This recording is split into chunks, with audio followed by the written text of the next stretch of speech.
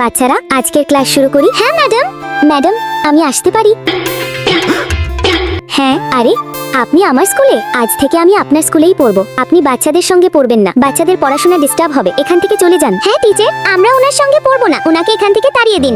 আপনি যদি আমাকে না পড়ান তাহলে আমি আমার 2 বাচ্চার নাম আপনার স্কুল থেকে কেটে নেব। কি?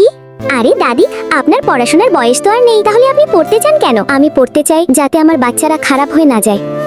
আরে ঠিক আছে, চলুন বসুন, আমি পড়াচ্ছি। চল পেছনে বস। বস বেটি বস। আমাদের যেভাবেই হোক এই বুড়িটাকে এখান থেকে তাড়াতাড়ি বের করতে হবে। আরে এ কি লিখছে? চলো এর পরেরটা সমাধান করতে থাকো, আমি এসে দেখে বলবো। হ্যাঁ হ্যাঁ ঠিক আছে, চল এটাই সুযোগ, চল বুড়িটাকে বিরক্ত করি। চল। আরে আমার ব্যাগ ছেড়ে দাও, খেলতে কত মজা লাগছে। ছেড়ে দাও আমার ব্যাগ। আরে